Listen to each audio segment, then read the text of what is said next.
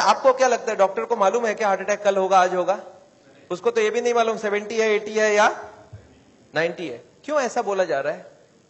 To create a fear. और fear से क्या होगा फिर? ऑपरेशन के लिए इमीडिएटली, बहुत सारे लोगों को इतना बोलने का जरूरत ही नहीं हो, तो इमीडिएट तैयारी हो जाता है।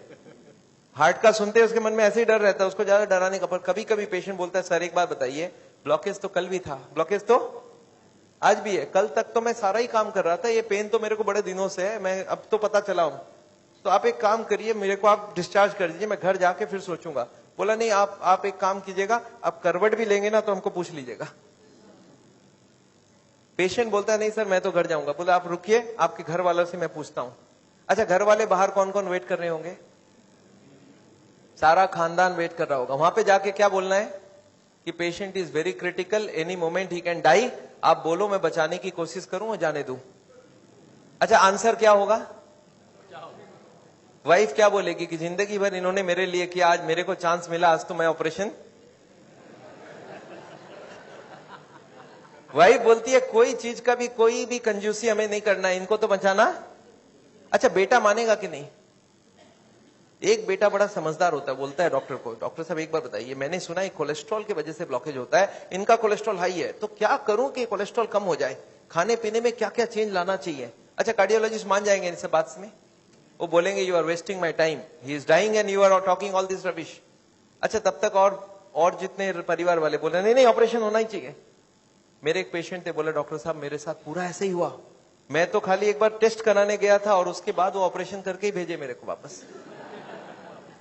मेरे एक और पेशेंट थे, बोले सर मैं फिर भी नहीं कराया, मैं निकल आया। मैं बोला आप निकले कैसे? बोला मैंने बोला मैं तो नहीं कराऊंगा, मुझे घर जाना है। वो बोले नहीं आप घर भी नहीं पहुंचेंगे। मैं बोला मैं लिख के देता हूं, मैं पहुंच जाऊंगा।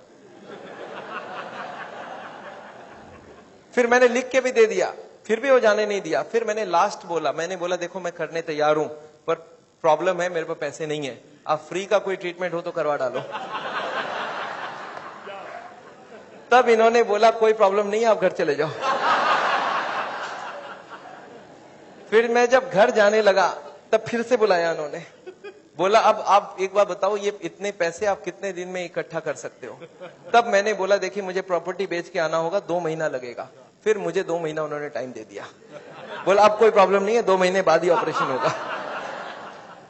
आपको समझ आ रहा है ऑपरेशन कब रुक सकता है? दिस इज, मैं ये नहीं बोलूंगा सारे जगह एग्जैक्टली यही हो रहा है, पर इसका ही कुछ छोटा मोटा रूप ये हॉस्पिटल का सिस्टम है। पर एक बात मैं जानता हूं, हॉस्पिटल को ये चॉइस देना चाहिए पेशेंट को, देखो the blockage is so much so much so much, these are the reasons. आप देखो क्या चाहते हो, आप अगर अपने आप को बदलोगे तो ऑपरेशन रुक सकती है।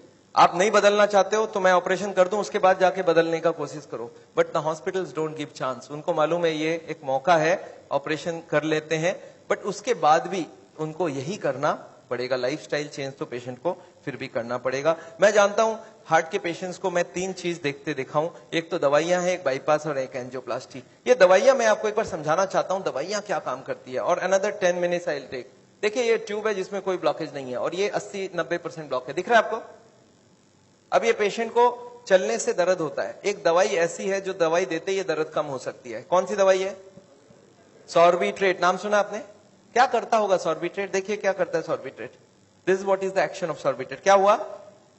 ट्यूब चौड़ी हो गई, ब्लॉकेज वहीं की वहीं रह गई, ट्यूब चौड़ी हो गई, ट्यूब थोड़ा फैल गया, फैलते क्या हो गया? ब्लड सप्लाई बढ़ गई। पेशेंट बोलता है मुझे अब कोई दिक्कत नहीं है, पर ये दवाई का असर रहेगा 8 घंटे बाद, तो 8-8 घंटे में एक सॉर्बिट्रेट देनी पड़ेगी। एक पेशेंट मेरे को बोला मैं सॉर्बिट्रेट नहीं लेता हूं, मैं मोनोट्रेट लेता हूं। मैं बोला वो भी सॉर्बिट्रेट का ही भाई है। तो ये जितने भी सॉर्बिट्रेट है उनका नाम मैं आपको दिखा सकता हूं, these are all kinds of sorbitrate and all. ये सब दवाई हम लोग दे देते हैं, सॉर्बिट्रेट, स्मो, आइसोडिल, मोनोट्रेट, नाइट्रोफिक्स, एंजिसेड, इमडूर, वेंजिकॉर, वेसोट्रेट, मोनोट्रेट, सॉर्बिट्रेट, मोनोसॉर्बिट्रेट, नाइट्रोकंटीन, वेसोप्रीन, मोनोस्प्रीन, इस तरह की दवाइयां हम हार्ट के पेशेंट्स को दे देते हैं। एनीवे दवाइयां बहुत सारे तरह की मिलती है। एक होता है हार्ट की ऑक्सीजन की जरूरत को कम कर देता है, इसको बोलते हैं beta blocker, calcium channel blocker, फिर एस इनहिबिटर, ऐसे करके बहुत सारी गोलियां हम लोग हार्ट के पेशेंट्स को दे सकते हैं। I am not going to go into that detail. कुछ ब्लड पतला करने का दवाई भी देते हैं, आपने देखा है नाम, Ecosprin, Colsprin, ASA, Delisprin, Disprin, Clopigrel, Clopilet, Clopivas, Ceruvin, Clavix, Clotrel, Plagril, Stromex, Deplatt, इस तरह की गोलियां हम लोग देते हैं ब्लड को पतला करने के लिए। पर ये गोलियां देने से भी पेशेंट ठीक नहीं होता है। तो इसके लिए मैं चाहता हूं वो लाइफस्टाइल चेंज करें, अपनी ब्लॉकेज को कम करें कि उनको देने की जरूरत पड़े ही नहीं। अच्छा, ये गोलियां इतनी खाएगी, इसके साइड इफेक्ट्स होती है क्या? अगर साइड इफेक्ट होती है कॉन्स्टिपेशन, तो कॉन्स्टिपेशन की और गोली दूंगा, और एसिडिटी हो जाए तो एसिडिटी की गोली दूंगा, और नींद ना आए तो नींद की गोली दूंगा। अच्छा बताइए, बीमारी ठीक हो रहा है कि नहीं हो रहा है? आई एम नॉट कीन, मैं जानता हूं दवाई आज जरूरत है, पर कल दवाई की जरूरत ना हो उसका बंदोबस्त करना बहुत जरूरी है। इसके बाद चलते हैं, ये एंजियोग्राफी क्या चीज है। हॉस्पिटल में जाते हैं, एंजियोग्राफी करते हैं, और ये एंजियोग्राफी मुझे पसंद क्यों नहीं है मैं आपको बताना चाहता हूं। This is what is the problem with angiography. एक तार आपकी पूरे बॉडी को स्क्रैच करके हार्ट तक लेके जाना है। ये तार यहां से जो घुसेगी, 1 meter wire is inserted into the body till it reaches the heart. It is a blind procedure. Blind मतलब क्या? आप घुसा दो, ये अंदर जाती जाएगी, और अगर अटक गई तो वापस खींच के फिर से ट्राई करना होगा। मतलब वो अंदर स्क्रैच करेगा ही करेगा, पूरे बॉडी को स्क्रैच करती है। वो लिखवा लेते हैं कि अगर हार्ट अटैक हो गया तो मेरी कोई जिम्मेवारी नहीं है, और ये पूरे बॉडी को ये पंक्चर भी कर सकता है। मैंने ऐसे ऐसे पेशेंट देखे हैं कि एंजियोग्राफी के वक्त ही डेथ हो गई। एंजियोग्राफी में पैर को काटना पड़ा अल्टीमेटली, क्योंकि वो पैर की ट्यूब को डैमेज कर दिया। तो एंजियोग्राफी मैं नहीं चाहता हूं। और उसके बाद क्या होगा? इनएक्यूरेसी अबाउट द रिपोर्ट, और उसके बाद pressure from the cardiac doctors for the next operation. Patient को लगता है मेरे को इमरजेंसी हो गया, बट इमरजेंसी प्रिसिपिटेट कराया जा सकता है। एनीवे, ये एंजियोप्लास्टी जो है, ये दो ऑपरेशन, दो चीज वो लोग करते हैं, एक एंजियोप्लास्टी, एक बाइपास सर्जरी। मैं एंजियोप्लास्टी 2 मिनट आपको समझाना चाहता हूं। What is this angioplasty? एक स्टेंट लगाते हैं, सुना आपने नाम? एक रिंग लगा देते हैं हार्ट में। What is this? Let me explain what is this. पिछले 20 साल में ये जो एंजियोप्लास्टी है, ये बार बार फेल किया और बार बार इसको सक्सेस बताया गया। पहले आई थी बेलूनिंग, बेलून एंजियोप्लास्टी। उसके बाद बहुत सारे तरह के एंजियोप्लास्टी आई, ऑर्डिनरी स्टेंट आई, फिर गोल्ड स्टेंट आई, फिर रोटा ब्लेडर आया, रेडियो एक्टिव स्टेंट आई, लेजर एंजियोप्लास्टी आई, आजकल चल रहा है ड्रग कोटेड स्टेंट। पर ये सारे के सारे फेल हुए हैं। क्यों फेल हुए एक बार समझाना चाहता हूं। देखिए, ये बेलूनिंग क्या चीज है? याद है आपको एंजियोग्राफी के वक्त तार अंदर घुसाई थी, वो कहां तक गई थी? हार्ट तक, यहां तक तार आई थी। इस तार के ऊपर ये बेलून होता है। इस तार को थोड़ा सा धक्का मारते हैं। कभी कभी कार्डियोलॉजिस्ट तार को अंदर रख के बाहर आ जाते हैं, आके बोलते हैं देखो तार अंदर है, बोलो तभी खोल दूं। आप बोलते हैं चलो खोल दो, कितने लगेंगे? 2 लाख लगेंगे। 2 लाख दे दिया। अब ये तार को ये लोग धक्का देते हैं थोड़ा और, तो तार की जो बेलून है ये बीचों बीच आ जाती है ब्लॉकेज में। अब इस बेलून में पानी डालना होता है। ये बेलून ऐसा होता है, इसमें पानी डालते बेलून फूल जाती है। अच्छा, पानी कैसे डालेंगे? आपने होली में बेलून फुलाया एक सिरिंज से? सिरिंज में पानी ले लो, सिरिंज को दबा दो तो बेलून के अंदर पानी घुस जाए। तो बाहर से सिरिंज से पानी डालेंगे तो बेलून क्या होगा? फूल जाएगी। फूलते ही ब्लॉकेज कहां गई? साइड में दब जाएगा। ऊपर कंप्रेस्ड हो जाएगी, नीचे कंप्रेस्ड हो जाएगी। अच्छा, ये बेलून को जब पानी निकाल लेंगे तो क्या होगा? बेलून को वहां पे 2-4 सेकंड से ज्यादा नहीं रख सकते, क्योंकि हार्ट अटैक हो जाएगी, 100 हो जाएगी ब्लॉकेज। तो बेलून में पानी डाला और सिरिंज से वापस पानी खींच लिया। जैसे ही पानी खींचा, बेलून वापस चिपक गई, तार को पकड़ के बाहर निकाल लिया। Angioplasty is over. आपको समझ आ रहा है क्या करना पड़ा? ये तार यहां थी, इसी को थोड़ा आगे किया, बेलून डाल, पानी निकाल लिया और ब्लॉकेज वापस। अच्छा, ब्लॉकेज वापस आ जाएगी नहीं आ जाएगी इसके बाद? क्या लगता है आपको? This is elastic. इलास्टिक समझते हैं आप? ये लोहा या पत्थर नहीं, इलास्टिक है। और जैसे ही बेलून निकाल लिया, ब्लॉकेज वापस आने लग गई। थोड़े साल बाद यही कार्डियोलॉजिस्ट मान गए बेलूनिंग काम की नहीं है। पहले क्लेम किया था बेलूनिंग एक बार कराओगे जिंदगी भर चलेगी, फिर मान गए काम की नहीं है। फिर क्या हो गया? फिर वो बोले इसमें स्टेंट लगाना होगा। What is this stent? Look at this, this is the blockage. दिख रहा है आपको येलो कलर की? और इसके अंदर एक बेलून डाल दिया। आपको दिख रहा है ब्लैक कलर का बेलून? बेलून में पानी डाला तो ब्लॉकेज कहां चलेगी? साइड में आ गई। जब बेलून निकाल लेंगे तो ब्लॉकेज वापस आएगी। तो यहाँ पे एक स्प्रिंग लगा देते हैं। ये स्प्रिंग क्या काम करेगा? ब्लॉकेज को आने से रोक देगा। आपको समझ आ रहा है स्प्रिंग का मतलब क्या है? अगर स्प्रिंग डाला गया, इसका मतलब क्या है? कि ब्लॉकेज वापस आ रही थी। इसका मतलब पहले वाला जो क्लेम था वो गलत था कि बेलूनिंग करा लो, ठीक रहा। इसके बाद ये जो स्टेंट लगी, स्टेंट का एक मेजर प्रॉब्लम है कि इसके अंदर से ब्लड जाएगी और फॉरेन बॉडी के अंदर ब्लॉकेज बहुत जल्दी होती है। ये देखा गया स्टेंट में 6 महीना 1 साल में सारे ब्लॉक आ जाती वापस। और ये जब वापस आने लगी तब इन्होंने थोड़े दिन तक तो बोला नहीं आती है। थोड़े दिन बाद इन्होंने बोला कि नहीं, ये स्टेंट तो खराब होगी क्योंकि ये ऑर्डिनरी स्टेंट है, इसमें एक मेडिकेटेड स्टेंट देना होगा। वो दवाई में डाल के स्प्रिंग को निकाल लेंगे, अब बहुत बढ़िया हो जाएगा। तो ड्रग की कोटिंग चल जाए। आपने देखा है चांदी के गहने में सोने की कोटिंग चढ़ाते हैं, तो वो स्प्रिंग के ऊपर कोटिंग चढ़ा देते हैं और वो कोटिंग चढ़ा के लगा दिया, पर इसके बाद भी ये फॉरेन बॉडी ही रही, इसमें वही का वही रिजल्ट आया है। अभी लेटेस्ट है कि 66% people with in 1 year will come back with a reblockage. इसके बाद है बाईपास सर्जरी, एक बहुत बड़ी सर्जरी होती है। देखिए बाईपास सर्जरी मैं इसलिए नहीं चाहता हूं, एक बहुत बड़ा सर्जरी है। एक पूरे चेस्ट को काटो और इसको काट के, इसको चाकू से नहीं कटेगा, इसमें आड़ी से कटेगी। आड़ी समझते हैं आप? आपने मार्बल फिटिंग के वक्त एक देखा गोल चक्का लेके घूमते हैं, ऐसा एक लगा के ये पूरा खुलेगी। इसको अंदर से ऐसे जैक करके ऐसे खोलेगा, अंदर में हार्ट को रोक के उसमें ऑपरेशन होगी। और हार्ट को रोकेंगे तो एक मशीन से पूरे बॉडी को ब्लड जाएगा, इसको बोलते हैं हार्ट लंग मशीन। उसमें कुछ ब्लड डाल के उससे चलाना होगा and during this time the operation has to take place. But this operation is very complicated. Luck अच्छा हो तब ठीक है, नहीं तो कुछ ना कुछ कॉम्प्लिकेशंस रहती है, बहुत सारे लोगों की जान भी जाती है। पर ऑपरेशन के बाद क्या होगा ये देखिए, ऑपरेशन के बाद क्या होगा। ये ट्यूब जो ब्लॉकेज है वो यहीं रह गई, उसके जगह नई ट्यूब लग गई। तो ये ब्लॉकेज के जगह नई ट्यूब लग गई तो क्या हो गया, बाईपास हो गया। पर ये नई ट्यूब में फिर कभी ब्लॉकेज आएगा कि नहीं, आपको क्या लगता है? ये नई ट्यूब में फिर से ब्लॉकेज आती है। अच्छा अब तो 40 साल बाद ही आएगी ना, पिछले बार कितने साल लगी थी आपको याद है? देखिए एक वाई का जवाब सोच के देखिए, ओरिजिनल ट्यूब में कितने साल में ब्लॉकेज हुई थी? 20 से 40 साल। तो कितनी स्पीड रही? 2 से 4%, 6% पर ईयर। और एंजियोप्लास्टी के बाद अगर 2 साल में वापस रीब्लॉकेज होती है तो कितने साल हो गई? 40% पर ईयर। और बाईपास के बाद अगर 5 साल में रीब्लॉकेज आती है तो 20% पर ईयर। जो ट्यूब ओरिजिनली 2% की ब्लॉकेज कर रही थी वो अब ऑपरेशन के बाद उसकी स्पीड क्यों बढ़ गया?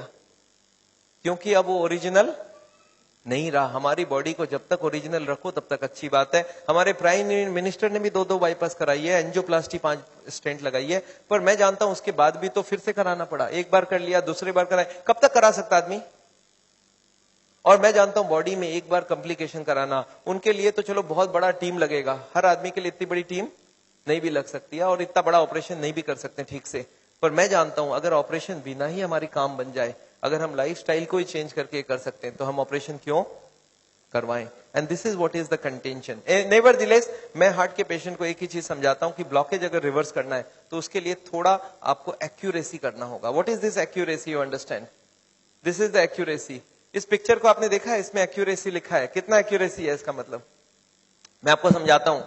ये एक ड्रम है, ये ड्रम में मैं पानी भरना चाहता हूं और इसमें 15 छेद है। आप बताइए कितनी छेद बंद करने से ड्रम भरेगी? याद है 15 कारण है। अब इसमें से कितने को कंट्रोल करूं कि ड्रम भर जाए? सारे को करना होगा। अच्छा मैं हार्ट के पेशेंट्स को क्या देखता हूं, उनको कुछ मालूम भी नहीं है इसके बारे में। वो क्या बोलते हैं, मेरा कोलेस्ट्रॉल कंट्रोल है, ट्राइग्लिसराइड ज्यादा है, शुगर कंट्रोल है, बीपी ज्यादा है। मैं बोला ऐसे नहीं चलेगा, सारे होल बंद चाहिए मुझे। बोलते मैं थोड़ा थोड़ा करूं तो कैसा चलेगा? मैं बोला थोड़ा थोड़ा से काम नहीं चलेगा। बोलते मेरा बीपी कम किया हूं पर पूरा कम नहीं कर रहा हूं, 120 नहीं ला रहा हूं, 140 ही रखा हूं।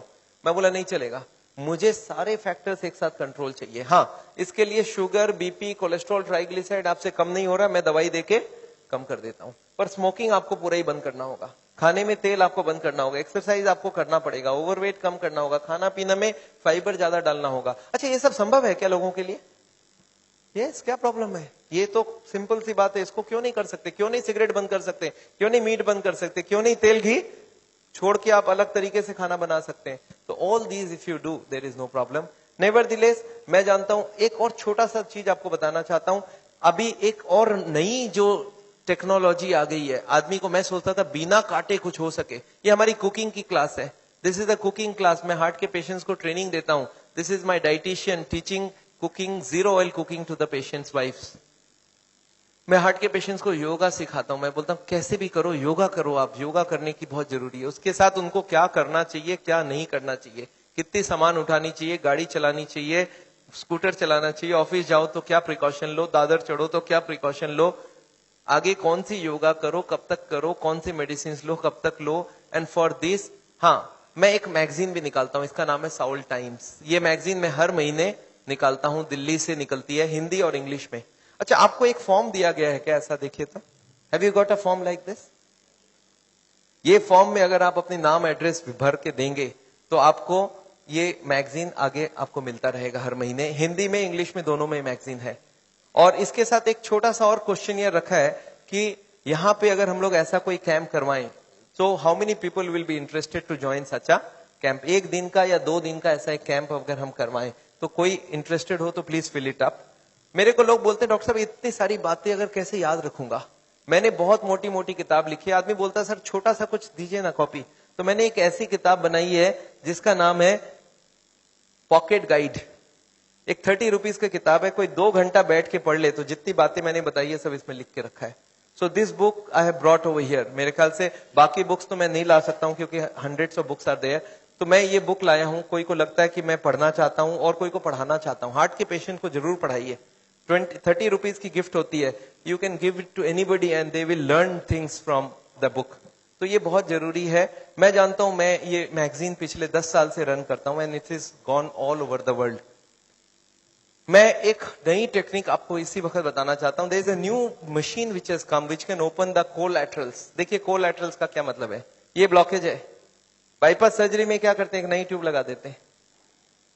इसमें क्या करते हैं, जो हार्ट की ये ब्रांच है और ये ब्रांच है इनको जोड़ देते हैं आपस में. And there are so many small tubes. जो इसको जुड़ जाए तो ब्लड यहां से आने लगे. ये जो छोटे छोटे ट्यूब है ये मैंने बोला था स्पोर्ट्समैन चालू करके रखते हैं. और स्पोर्ट्समैन चालू कर दिया तो क्या हो गया, उसके पास 2 सप्लाई हो गई. एक तो ये ओरिजिनल है और एक साइड वाली भी है. इसको बोलते हैं कोलैटरल. बैंक में आपने लोन लेते हुए देखा है कभी कोलैटरल्स बोलते हैं. कोलैटरल मतलब क्या, कि ये फेल हो जाए तो दूसरा कोई होना चाहिए. तो ये कोलैटरल्स भगवान ने हमें देके रखा है. ओरिजिनल तो था ही था, एक कोलैटरल भी देके रखा. कभी ये फेल हो जाए तो ये चालू करना. अच्छा ये अगर चालू हो जाए बिना ऑपरेशन के तो इससे अच्छा कुछ नहीं हो सकता. And this is a new machine, new technology which has कम. देखिए हमारे मेडिकल साइंस की टेक्नोलॉजी बिना कांटे वाली टेक्नोलॉजी है. ये देखिए ये ट्यूब्स है जिसमें कोई कोलैटरल्स चालू नहीं है और ये है ट्यूब्स के सारे कोलैटरल्स चालू हो गए. आपको समझ आ रहा है डिफरेंस दोनों के अंदर. ये जो छोटे छोटे कोलैटरल्स है ये हमारे सबके पास है और एक मशीन से इसको या तो स्पोर्ट्स करके चालू कर सकते हैं या तो एक मशीन से चालू कर सकते हैं. ये मशीन क्या करती है सोचिए. ये जैकेट्स लगा दिया हमने कफ में, थाई में, बटक्स में और सारे को एक साथ स्क्वीज कर दूं तो क्या होगा, इसकी ब्लड कहां जाएगी, बॉडी में ही रहेगी पर कहां जाएगी, ये हार्ट के तरफ जाके हार्ट की ट्यूब्स को धक्का देके प्रेशर देके इसको खोलेगी. ये प्रेशर 1-1 घंटे तक 1-1 मिनट इसको हार्ट के संग सिंक्रोनाइज करके दिया जाता है. सिंक्रोनाइज मतलब हार्ट जब पंप करे तो मशीन पंप नहीं करता है. जब हार्ट पंप करके रिलैक्स करने लगे, जब पूरी ब्लड वापस आती है तो वो स्क्वीज करके सारे ब्लड को एक साथ भेजा जाता है. And this goes on. ECG feed होती है कंप्यूटर को. And this machine we have seen now without bypass surgery. आदमी बोलता है मुझे इमीडिएट रिजल्ट चाहिए, तो without bypass this can work very well. तो इसको हम लोग बोलते हैं नेचुरल बाईपास. नेचुरल बाईपास समझ रहे, भगवान ने ऑलरेडी नेचुरल बाईपास हमें दे के रखी है. स्पोर्ट्समैन चालू करके रखा है. तो आप हार्ट के पेशेंट हो, आप चालू करो, आपके पास कोलैटरल आ गई तो ओरिजिनल नहीं भी होगा तो भी काम चल जाएगी. और एक मैं जैसे ही, हाँ एक और ट्रीटमेंट आई है जिसको हम लोग बोलते हैं बायोकेमिकल क्लीनिंग. ये अभी बहुत अच्छी रिजल्ट आ सकती है. कुछ केमिकल अंदर डाल के ब्लड में उसको अंदर से गला लिया जाए. जैसे किचन में आपने सुना नाली जाम हो जाए तो क्या करते हैं हम लोग, कुछ केमिकल डालते हैं अंदर से. तो ये केमिकल की भी ट्रीटमेंट आजकल चल रही है. बट अभी भी इसका रिजल्ट्स हर आदमी में सेम नहीं आता है, but results are still there. बहुत सारे ऐसे पेशेंट है जो 30-40% तक ब्लॉकेज इससे कम हो सकती है. नेवरदिलेस मैं समझता हूं मैंने बहुत सारा लेक्चर आपको दे दिया है. कोई ने मेरे को बोला था एक बार कि डॉक्टर साहब कभी भी किसी को आधे घंटे से ज्यादा लेक्चर मत दिया कीजिए. मैंने बोला क्यों, बोला आपने स्कूल, उसके बाद दिमाग काम नहीं करता है. मैंने बोला क्यों ऐसा बोल रहे हैं, बोलता आपने स्कूल कॉलेज में देखा है कभी भी पीरियड्स 40 मिनट से ज्यादा नहीं रखते हैं, उसमें 5 मिनट आने जाने का वेस्टेज गिन लो, आधे घंटे ही चलेगा दिमाग. मैं बोला पर मैंने देखा आप टीवी देखते हो तो 2-3 घंटा देखते हो एक साथ. बोलते नहीं वो इंटरेस्टिंग हो तो देखते हैं. तो मैं जानता हूं आप हमारे साथ बैठे हैं 2 घंटे के लिए और आपको जरूर इंटरेस्टिंग लगा होगा. मैं फिर से धन्यवाद देना चाहता हूं ये हॉल को अरेंज जिन लोग ने किया उनको, श्री माफत लाल जी को जिन्होंने आपके लिए ये लेक्चर कराया है. और अगर आपको लेक्चर अच्छा लगा तो उनके लिए फिर से एक बार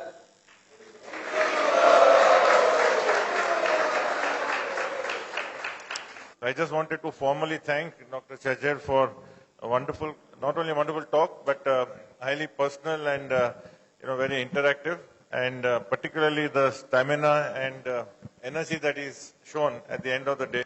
Just came back from Hyderabad today, so I think we should give him a much more warm welcome.